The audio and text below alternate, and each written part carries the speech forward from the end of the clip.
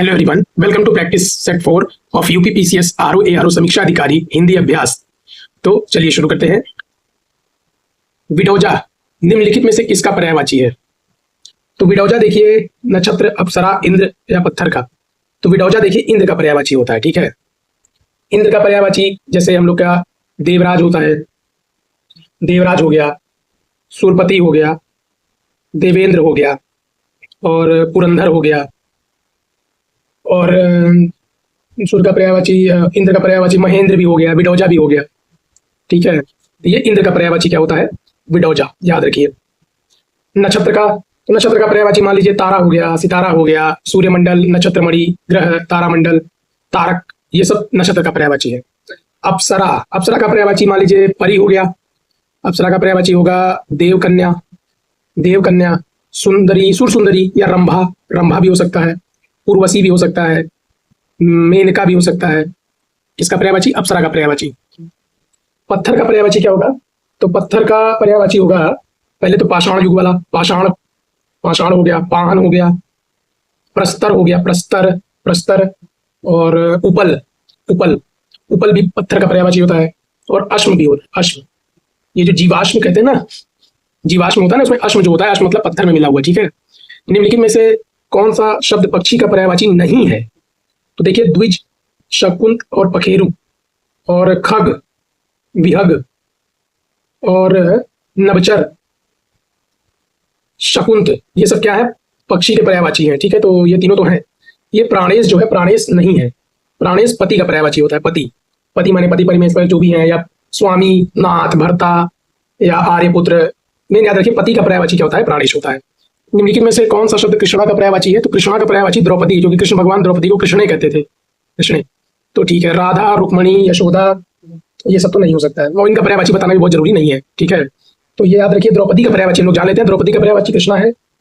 द्रौपदी का पर्यायवाची होगा द्रुपद सुता भी हो सकता है, पांचाली, सबको पता है, पांचाली है द्रौपदी का पर्यायवाची। द्रौपदी का पर्यायवाची होता है सैरंध्री, सैरंध्री भी द्रौपदी का पर्यायवाची होता है, ठीक है। याज्ञ सेनी भी होता है, याज्ञ सेनी भी द्रौपदी का पर्यायवाची होता है।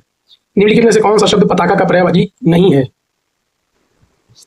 तो देखिए निशान, झंडा और ध्वज, ये तीनों पताका का पर्यायवाची है, ठीक है। पताका को हम लोग निकेत भी कहते हैं, नहीं सॉरी, केतन, केतन कहते हैं, और केतुक भी कहते हैं, केतु भी कहते हैं। केतन, केतु, केतु, पताका, ध्वज, ध्वज, निशान, ठीक है, वैजयंती भी कहते हैं। निम्नलिखित में से नहीं है। और प्रस्तर तो भी हमने पढ़ा है कि ये पत्थर का पर्यायवाची होता है ना, पत्थर, पाषाण, अश्म, और हमने देखा पाहन, उपल, ये सब किसका है? प्रस्तर का पर्यायवाची है। निम्नलिखित शब्दों में से महादेव का पर्यायवाची क्या है? तो देखिए महादेव का पर्यायवाची इसमें से विशंभर है बस, बाकी गरुड़, ध्वज, नारायण और चंद्रशेखर विष्णु भगवान के पर्यायवाची है, ठीक है, विष्णु भगवान के पर्यायवाची है, ठीक। विशंभर किसका पर्यायवाची है? महादेव का पर्यायवाची विशंभर है, ठीक है। त्रिलोचन, गंगाधर, शंकर, भोलेनाथ, ये सब तो पता ही है सबको। निम्नलिखित में से कौन सा शब्द शंकर का पर्यायवाची? लो आ गया भाई। तो शंकर जी का पर्यायवाची आपका होगा, इनका पर्यायवाची होगा आपका ललाटाक्ष भी होता है। ललाटाक्ष मतलब होता है ललाट पे आंख, आंख मतलब जिनके माथे पर आंख हो। गंगा को धारण करने वाले, 3 आंखों वाले त्रिलोचन सब है। शशधर, शशधर देखिए चंद्रमा का पर्यायवाची है। शशि, चंद्रमा, चांद, और निशाकर, सोम, इंदु, ये सब किसका पर्यायवाची है? शशधर, चंद्रमा का पर्यायवाची है। नाउ निम्नलिखित में से कौन सा शब्द आम का पर्यायवाची नहीं है? नहीं है तो देखिए आम का पर्यायवाची क्या होता है? थोड़ा सा साफ लिखने की कोशिश करता हूं मैं। आम का पर्यायवाची आपका होता है रसाल, ठीक है, रसाल भी है। सहकार भी आम का पर्यायवाची होता है, और अति सौरभ भी है, अति सौरभ भी आम का पर्यायवाची है। पीक बंधु भी है, पीक बंधु भी है। तो रसाल, सहकार और अति सौरभ, ये तो तीनों आम का पर्यायवाची हो गया। अंबु किसका पर्यायवाची है? अंबु देखिए जल का पर्यायवाची है।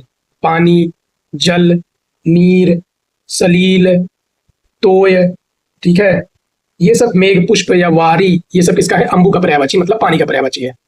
नम्र का पर्यायवाची नहीं है इसमें से, ठीक है। तो नम्र का पर्यायवाची, नम्र का पर्यायवाची इसमें से देखिए विनीत, विनयी भी हो जाएगा, शिष्ट भी हो जाएगा, सुशील भी हो जाएगा, मृदु भी हो जाएगा, विनम्र भी हो जाएगा, ठीक है, लेकिन अभिनव नहीं होगा।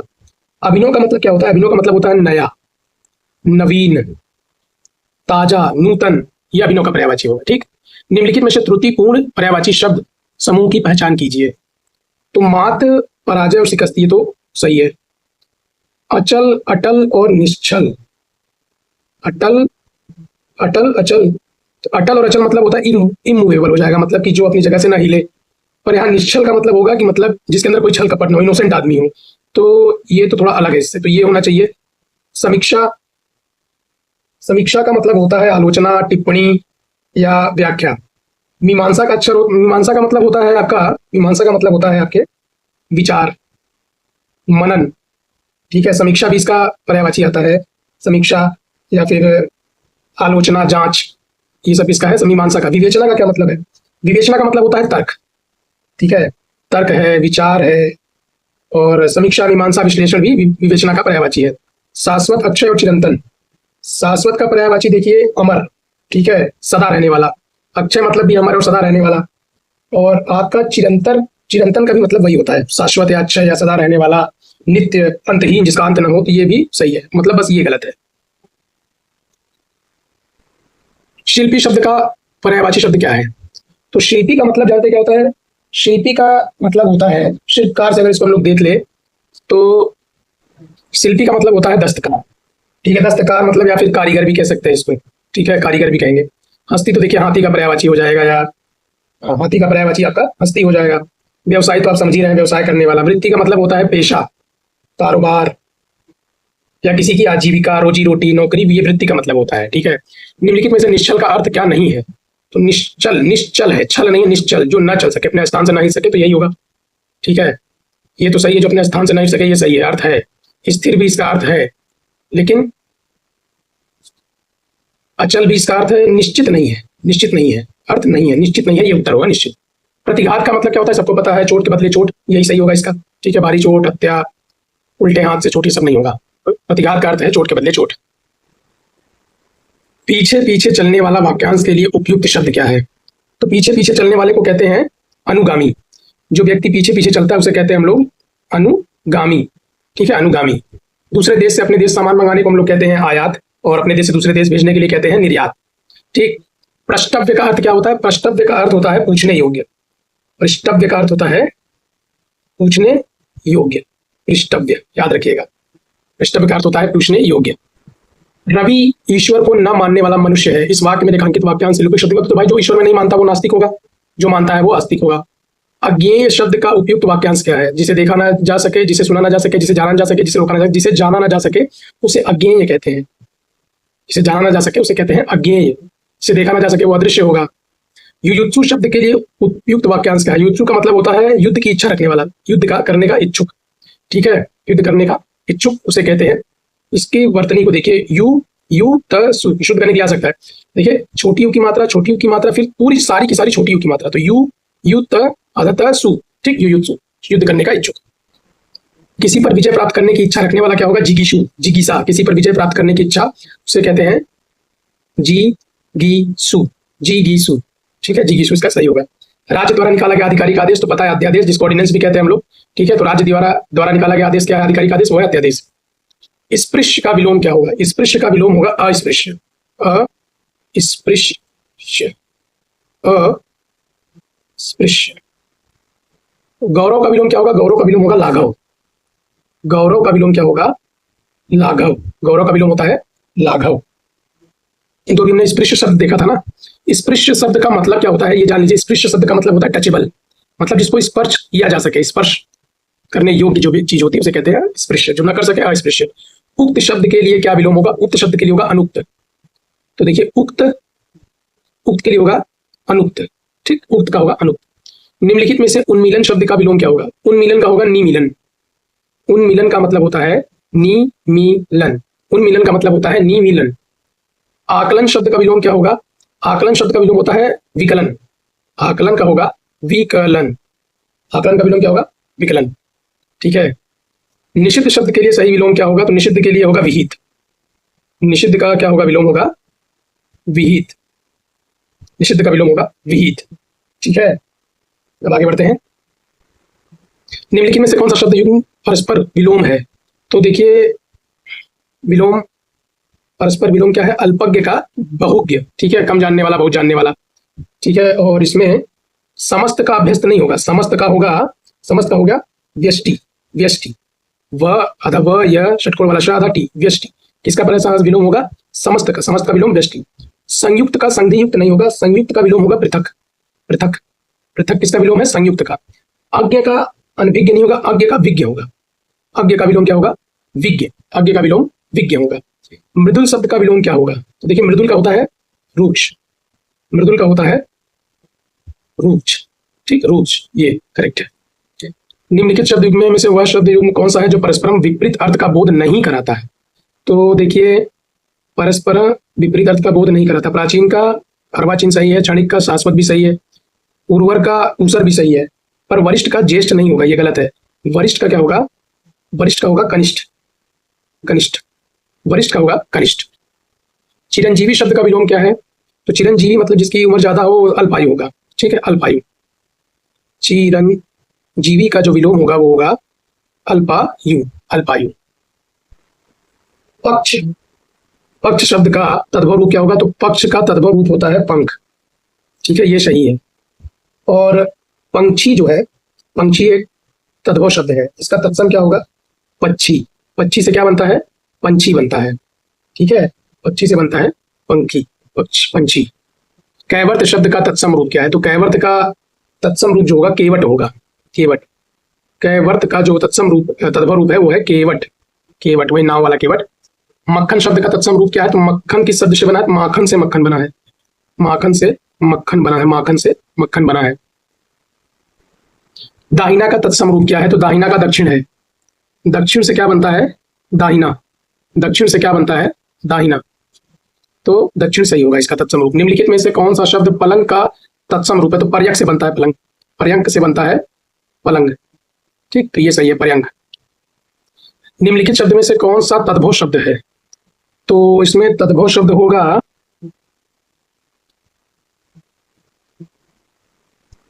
अमीय, क्योंकि अमृत एक तत्सम शब्द है और इसका तद्भव क्या होता है? अमीय बनता है, ठीक है, अमीय।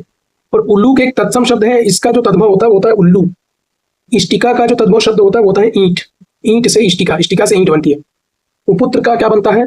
कपूत, पुत्र से क्या बनता है? कपूत बनता है। निम्नलिखित में से एक शब्द तत्सम है, उसकी पहचान कीजिए। तो इसमें सपूत तो तद्भव है, सांकल साँच सब तद्भव है, संज्ञा का साँच। सरीसृप जो है ये क्या है? तत्सम शब्द है और इसका जो तद्भव होता है वो होता है सांप, सांप। पकवान शब्द का तत्सम रूप क्या होगा? तो पकवान का तत्सम रूप होगा पकवन, पकवान, पकवन, तो पकवान बनता है, ठीक है। तो प आधा क, वा, न और न, पाकवन से बनता है पकवान, ये तत्सम ये तद्भव, ठीक है, याद रखिए। वर्तनी इस पर ध्यान दीजिएगा, इसकी जो स्पेलिंग है इस पर ध्यान दीजिएगा। पुआ शब्द का तत्सम रूप क्या है? तो पुआ शब्द का तत्सम रूप है पूपक, पुआ का क्या है? पूपक, ये उल्टा लिख दिया मैंने, ऐसे लिखते हैं पूपक, पूपक से बनता है पुआ, पूपक से बनता है क्या? पुआ।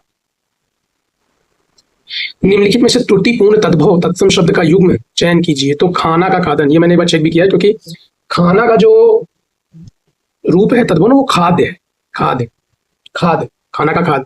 छोड़ना का छोरन सही है, चबाना का चवण सही है, चवण। उगलना का उद्गमन, याद रखिएगा, उद्गमन किसका है? उगलना का है। और चबाना का क्या है? चबाना का चवण है, चवण उसे कहते हैं चबाना, ठीक है, चबाना का क्या है? चवण है, ठीक। धुंधला शब्द में विशेषण कौन सा है? तो धुंधला भाई गुण है किसी चीज का, तो ये गुणवाचक विशेषण होगा, ठीक। निम्नलिखित में से कौन सा शब्द विशेष है? तो ये अग्नि है, क्योंकि अग्नि का विशेषण क्या होता है? आग्नेय, ये पिछले क्लास में भी आया था, आग्नेय, ठीक है। अब रमेश की पुस्तक पुरानी है, इस वाक्य में पुस्तक क्या है? तो पुस्तक इसमें विशेष है, जिसकी विशेषता बताई जा रही है क्या है? वो है पुरानी। निम्नलिखित में से कौन सा शब्द विशेषण है? तो सुंदर से सुंदरता बनता है, ठीक है। अभ्यास शब्द का विशेषण रूप क्या है? अभ्यासी है। इसमें मैं भी कंफ्यूज था, तो इस बार एक बार फिर से देखिए, मैंने अभ्यासी लगा रखा था पहले, लेकिन ये अभ्यासी है, ठीक है। अभ्यास शब्द का विशेषण क्या है? अभ्यासी, अभ्यासी। यह दृश्य बहुत सुंदर है, इसमें बहुत सुंदर क्या है? बहुत सुंदर क्या है? प्रविशेषण है, क्योंकि विशेषण की भी विशेषता बता रहा है ना। सुंदर तो विशेषण है, लेकिन उसकी विशेषता कैसे बता रहा है? बहुत से बता रहा है, तो ये क्या है? विशेषण की विशेषता बताने वाले शब्द को प्रविशेषण कहते हैं। श्याम मोहन से अधिक ईमानदार, इस वाक्य में विशेषण शब्द क्या है? तो देखिए इस वाक्य में अधिक विशेषण है, अधिक ईमानदार। श्याम मोहन से अधिक ईमानदार है, तो देखिए श्याम यहाँ पे करता है, मोहन जो है वो है कर्म, ठीक है। अधिक जो है वो है विशेषण और ईमानदार जो है वो है विशेष्य, ठीक है। ईमानदार की विशेषता कौन बता रहा है? अधिक बता रहा है, तो अधिक क्या होगा? विशेषण होगा। इसको ऐसे समझना है।